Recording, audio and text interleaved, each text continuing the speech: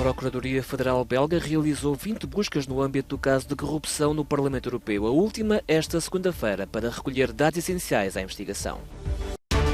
Lula recebeu em lágrimas diploma que o habilita a tomar posse como presidente. Ao mesmo tempo, apoiantes de Bolsonaro atacavam a Polícia Federal. Tudo em Brasília. Chuva e neve condicionam a mobilidade em várias cidades europeias. Situação em Inglaterra agravada por greve nacional dos comboios. A polícia belga fez esta segunda-feira novas buscas no Parlamento Europeu no âmbito da investigação ao caso de corrupção, implicando a agora ex-vice-presidente do Parlamento Europeu, Eva Kaili, e alegadamente o Qatar. Em comunicado, o Gabinete dos Procuradores Federais da Bélgica revelou que, desde sexta-feira, os recursos informáticos de uma dezena de funcionários do Parlamento Europeu foram congelados para prevenir o desaparecimento de dados necessários para a investigação. O objetivo das buscas desta segunda-feira no Parlamento Europeu era a apreensão desses dados, sublinha-se no comunicado. Um total de 20 buscas foram realizadas desde o início da operação, incluindo 19 em domicílios e uma nos gabinetes do Parlamento Europeu. A Presidente da Comissão Europeia receia a quebra de confiança dos cidadãos europeus. A líder do Parlamento Europeu aponta a uma rede de agentes malignos. Os inimigos da democracia, para quem a própria existência deste Parlamento é uma ameaça, não vão parar. Estes agentes malignos, ligados a países terceiros autocráticos, transformaram alegadamente em armas organizações não governamentais, sindicatos, indivíduos, assistentes e eurodeputados. A eurodeputada grega Eva Kaili é o nome maior no alvo desta investigação. A socialista era uma das vice-presidentes do Parlamento Europeu, foi destituída e é agora uma das 4 pessoas detidas no âmbito do Qatar Gate, nome pelo qual é já conhecido o caso pela suposta implicação ao país anfitrião do Mundial de Futebol. No entanto, a missão do Qatar junto da União Europeia divulgou uma declaração garantindo ser infundada qualquer associação do governo do Qatar com as alegações relatadas. Entretanto, e apesar deste caso, Emmanuel Macron confirmou a prometida deslocação ao Qatar para apoiar a França esta quarta-feira na meia-final do Mundial. A eurodeputada grega Eva Kaili já não é vice-presidente do Parlamento Europeu. Após o escândalo de corrupção envolvendo um país do Golfo, os legisladores europeus votaram esta terça-feira no sentido de afastarem Eva Kaili do cargo por larga maioria, 625 votos a favor e apenas 1 contra. A jovem de 44 anos, que era uma das vice-presidentes do Parlamento Europeu, foi acusada de corrupção pela justiça belga. Foi igualmente expulsa tanto do Partido Social Democrata PASOK na Grécia, como do Grupo Socialista e Democrata no Parlamento Europeu, ao qual pertencia. Alguns eurodeputados receiam que isto seja apenas a ponta do iceberg. Temos de encontrar todos os eurodeputados envolvidos em algo parecido com isto. Infelizmente, tenho a certeza que isto ainda não acabou. Haverá mais casos. Para além de Eva Kaili, uma ex-ministra italiana e 2 assistentes parlamentares são também acusados e prestarão declarações na quarta-feira, altura em que um juiz decidirá se permanecerão detidos até ao julgamento ou não. A União Europeia está a dar um passo em frente para tornar as importações mais amigas do ambiente. Os Estados-membros e o Parlamento Europeu anunciaram esta terça-feira a criação de uma nova taxa sobre as importações. O mecanismo vai não só cobrar às indústrias as emissões de carbono associadas à produção, como também obrigar os fabricantes europeus a comprar cotas para cobrir emissões poluentes ao preço do dióxido de carbono na União Europeia. A fórmula, garante Bruxelas, vai evitar o dumping ecológico, ou seja, uma deslocalização das indústrias para fora do espaço comunitário, uma vez que o importador terá de declarar as emissões ligadas ao processo de produção e pagar o excesso de emissões em relação à norma europeia.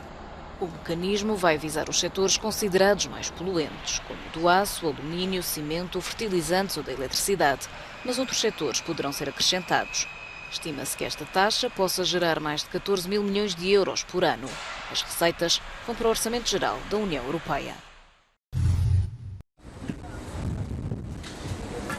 Um novo mecanismo para coordenar a ajuda internacional à Ucrânia foi anunciado esta terça-feira em Paris, onde dezenas de países participam em 2 reuniões internacionais. A França já prometeu uma ajuda suplementar de cerca de 125 milhões de euros à Ucrânia, sendo que 48 milhões são para ajudar diretamente a população. Precisamos que as coisas aconteçam no terreno e aprendemos com os conflitos passados. Por isso, para além das conferências onde se anunciam montantes, precisamos de uma coordenação muito estreita com os pontos de contacto em todos os países para que a ajuda chegue em tempo real ao terreno. Podemos anunciar hoje o estabelecimento de um mecanismo reforçado para a coordenação da ajuda internacional. Dirigindo-se aos seus aliados, o presidente Zelensky diz que a Rússia não está apenas a tentar destruir a Ucrânia, mas a provocar uma crise de refugiados na Europa Ocidental. Quando a estabilidade energética da Ucrânia for garantida para todo este período de inverno, quando for garantido que não haverá novas ondas de migração em massa do nosso país para os vossos países, então estará garantido que não faz sentido mais ataques russos, apagões ou a procura deles por armas no Irão ou noutros lugares. E, finalmente, terão de pensar em parar com esta agressão.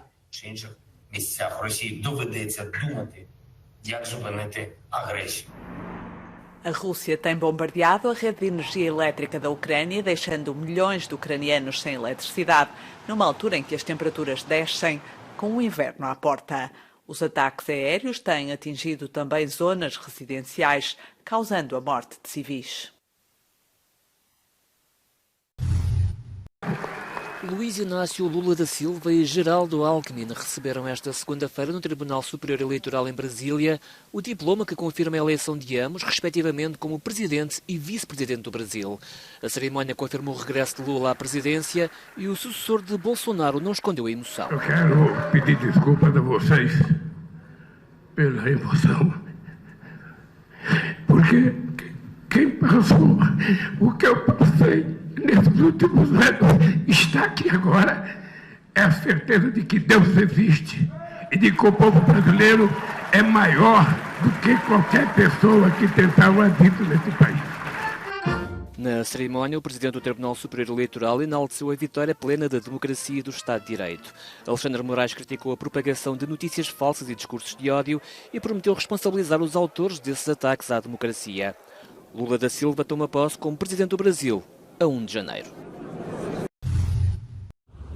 Os apoiantes do presidente cessante Jair Bolsonaro voltaram a cometer atos de vandalismo esta segunda-feira em Brasília. No mesmo dia em que Lula da Silva recebeu o diploma pela vitória eleitoral nas presidenciais, os apoiantes do presidente cessante, derrotado nas eleições, revoltaram-se contra as autoridades após a detenção de um indígena bolsonarista. A detenção foi ordenada por Alexandre de Moraes, na qualidade de ministro do Supremo Tribunal Federal, por suspeitas de que o indígena integrou atos antidemocráticos na capital federal brasileira. A Polícia Federal cumpriu o mandato e um grupo de apoiantes de Bolsonaro, envergando camisolas amarelas e bandeiras do Brasil, tentou invadir a esquadra da polícia onde estava o detido. Após falhar a invasão, o grupo cometeu diversos atos de vandalismo, incluindo incendiar autocarros e vários automóveis.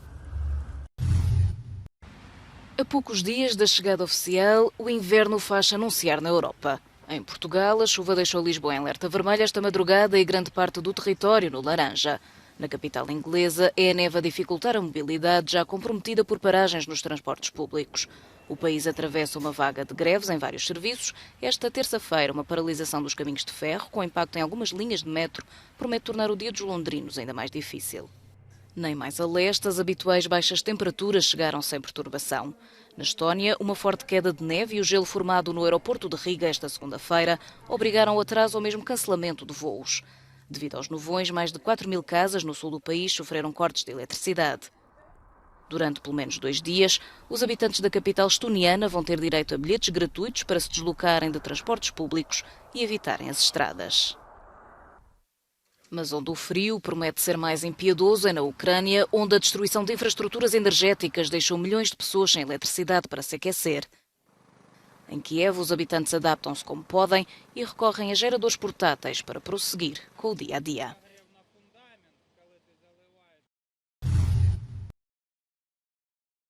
Abu Adila Massoud, o suspeito de ter fabricado a bomba que explodiu um avião comercial no Reino Unido há cerca de 34 anos, foi presente a um tribunal nos Estados Unidos.